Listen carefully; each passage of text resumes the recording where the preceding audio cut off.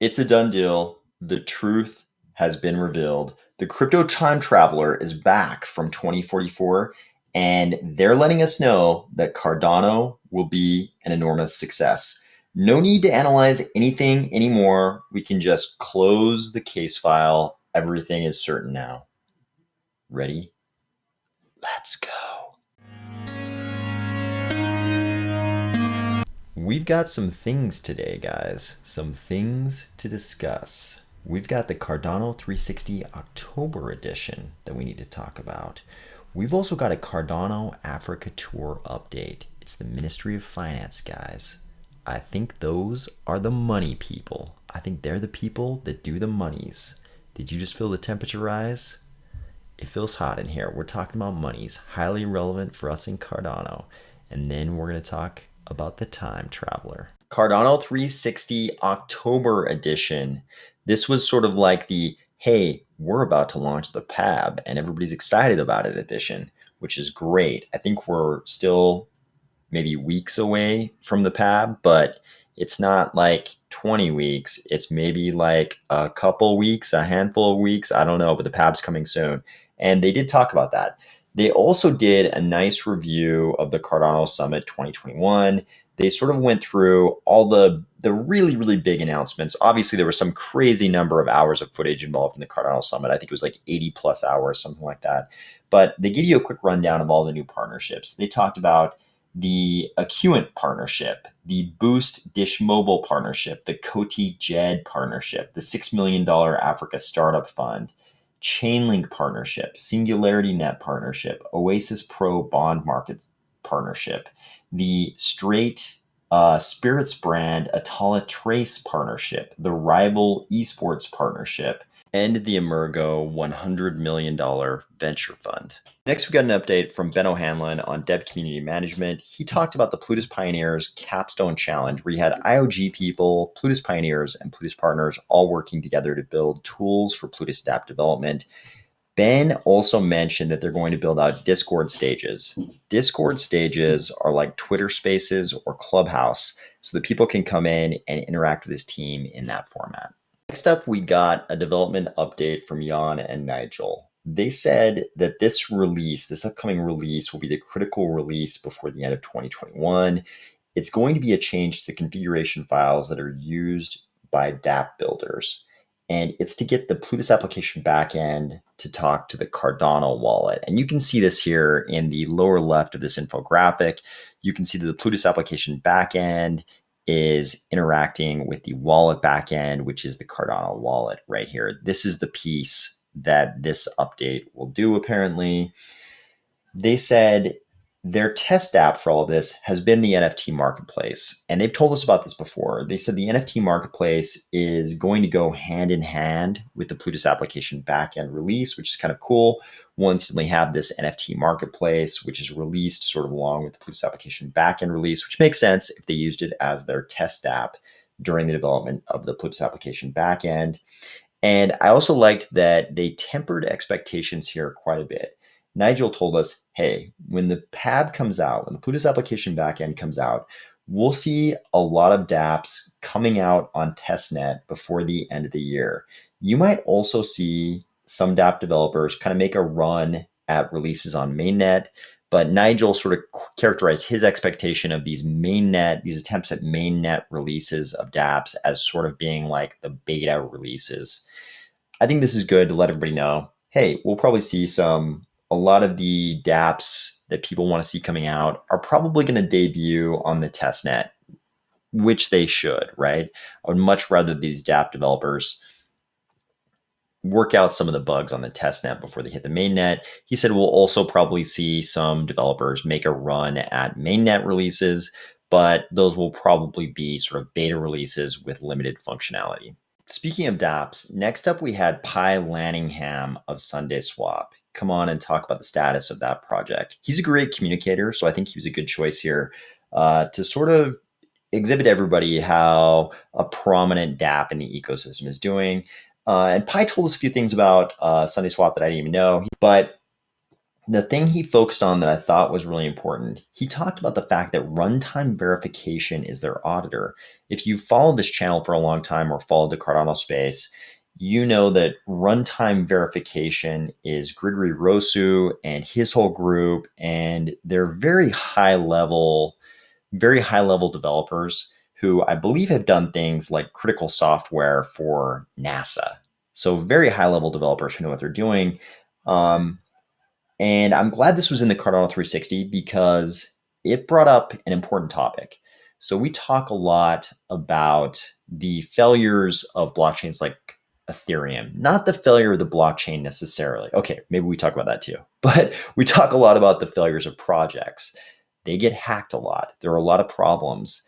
These dApps are written in Solidity, and there are exploits that are carried out against those projects all the time. Famously, there were reports yesterday that the losses in Ethereum DeFi, or at least in DeFi in general, had reached over half a billion dollars, which is crazy. The fact that certification is already a big deal, pretty much before any dApps already launch. The SpaceBuds NFT marketplace has already launched, and we can call that a dApp. But before any of these big DeFi projects have launched, certification is already a big thing. And projects like this one are choosing some very high level auditors to do the equivalent of the certification. I know there's an institute being built at the University of Wyoming, and I'm sure they will do a great job too. But if I'm in the Cardano space, I'm trying to choose a very high level auditor. Runtime verification seems to fit that bill. So I applaud any project that chooses such a high level auditor. There will be exploits in Cardano. It's a public blockchain. Anyone can deploy a project in Cardano. Anyone can deploy a platform in which people will deposit ADA and other assets. And there will be exploits of those projects. And we hope at least, and I believe there will be a big difference between a project that's been certified and audited by a high level auditor like this and projects that are just deployed, because we'll certainly see projects that are just deployed, and who knows, there might even be exploits of audited certified projects. But I believe that we'll hit a higher standard with these certified projects than the crypto space and DeFi in particular has hit in the past. So hopefully we'll be able to mitigate some of this danger of these exploits. Having said all that, and while I do genuinely applaud this impulse towards certification and auditing by high level third party neutral auditors, you all know me. It is highly unlikely you will see me depositing my ADA anywhere because it's always a big surprise. Everybody's always shocked. But the one way to prevent yourself from being shocked by finding out that you have deposited your ADA into a lobster trap is not to deposit your ADA anywhere. If you just keep your ADA on your ledger and you don't deposit it anywhere, you have greatly reduced the chances of loss of that ADA. That's what you'll probably find me doing. I just wanted to clarify that in case somebody thought I was endorsing any particular project. I definitely endorse this impulse towards high level auditing and certification. However, if you ask me what I'll be doing, it is highly unlikely you'll find me depositing any amount of ADA anywhere that I actually care about. That is all going to stay on my hardware wallet, and that will be the direction I continue to go in going forward, just to make that clear. Africa Tour update time. Look at this, guys. What do we see? There's Charles, there's John O'Connor, and that wall behind them tells me they're at the Ministry of Education. Charles also told us that. Dropped by the MOE today to discuss the digital transformation of Ethiopia's educational credentials. 5 million students on schedule.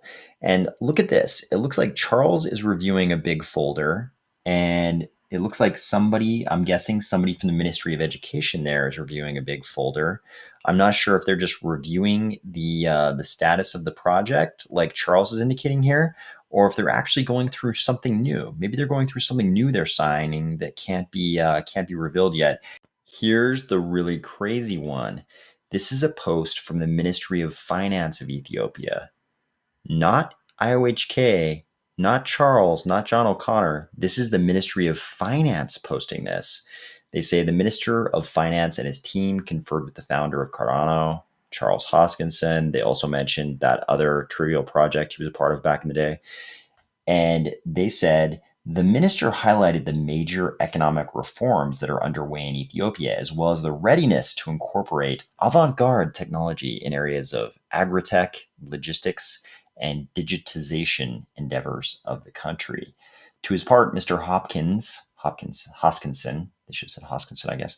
Mr. Hoskins discussed the capacity of blockchain technology and the various tech solutions provided by Cardano, and the prospect of launching new projects in Ethiopia where the company's African headquarters is located.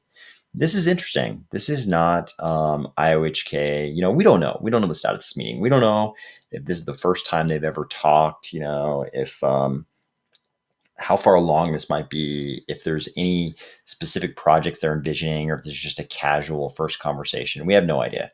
But it's very interesting that the Ministry of Finance is the one posting this. This tells me that the Ministry of Education project is going well.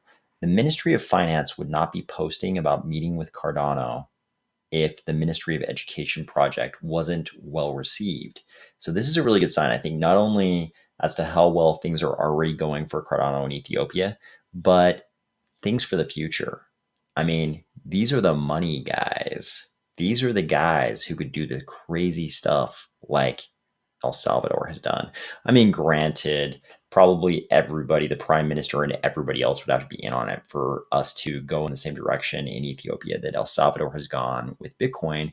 But the fact that the money guys are the ones who are talking to Cardano today or yesterday, this is a good sign. This is definitely a step in the right direction for us. Any of you who have followed this channel from the beginning will remember the time traveler. The time traveler popped up on March 8th and had this to say: I was sent back from year 2044 to help people make money with crypto. You create your own reality. Don't underestimate us. Just enjoy the magic.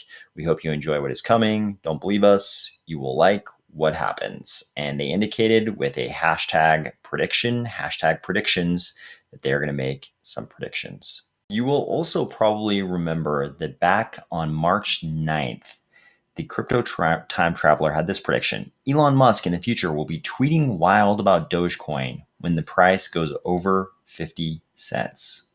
If you lived through crypto in 2021, you will also remember that on March 9th, the price was something like 5 cents and change. And shortly thereafter, it actually did do what the time traveler had predicted there. Looks like on May 7th, what did we hit? Something like 73 cents. I don't follow Doge at all, so I actually had to look that up. But he also made some predictions about Cardano, citing some really wild prices, really, really wild prices. Also back on the 9th of March. You can see here that in the Western Hemisphere, it showed as March 8th, which gives us a little clue as to where the time traveler is located, even though he puts his own location in his Twitter profile in a 5D wormhole. It's interesting, though. He says, no, in the future, big. ADA is the next. Ethereum, of course, on the inside of Cardano. We all like the sounds of that. The crypto time traveler made a bunch of other predictions. Then around March 9th-ish, I think, he said that his officer had let him know, his officer had let him know that the Hadron Collider would be repaired in the next 7 days, and he would be coming back to the future, back to 2044. Sure enough, on March 15th, we saw this tweet: see y'all in the future, bye. And he disappeared. The crypto time traveler, as promised, disappeared until just recently on October 25th, when we saw this tweet: so people do not believe in time travel. How about I prove them wrong with a tweet? I came back from the future to let you know. Big news on the way. And then a crown. This is interesting, a crown. The same day, his next tweet: I just got back. I am Messenger. Do you like our accurate crypto predictions? Any ADA millionaires in the house yet? Watch in the future as it goes over. And then he cites an incredible price I'm not even going to mention. So what's really interesting about this, so then we never resolved what the crown was, right? So if we go up here, we can see he eventually starts talking about the crown. Many tiers coming for the UK, he says. So big news. And then he says crown, hashtag royals. He then makes a big prediction about the health of the queen. I'll let you go read that for yourself. I don't want to read that out right now. I don't want to offend anybody who may be a loyal subject of the Queen. The crypto time traveler is, you'd expect a crypto time traveler to be kind of like a maximalist, kind of usually a Bitcoin maximalist. We've had crypto time travelers in the past, we've talked about it on the channel, and they've usually been Bitcoin maximalists. And I think it's because they know the greatest exposure would be to talk about Bitcoin, and that would get the most exposure. This is one of the first crypto time travelers who was not a Bitcoin maximalist. And it's weird, not even an Ethereum maximalist. Definitely kind of an altcoin maximalist, but not Ethereum. And definitely a big fan of Cardano and a few other coins. So it'll be interesting to see if any of these predictions actually play out. Just for the record, I'm not advocating any kind of a belief in this character's actual time travel. I just think it's interesting that this phenomenon of crypto time travelers on social media keep repeating. We'll see if the predictions come true this time, like they seem to have come true with Dogecoin last time. And I will talk to you tomorrow.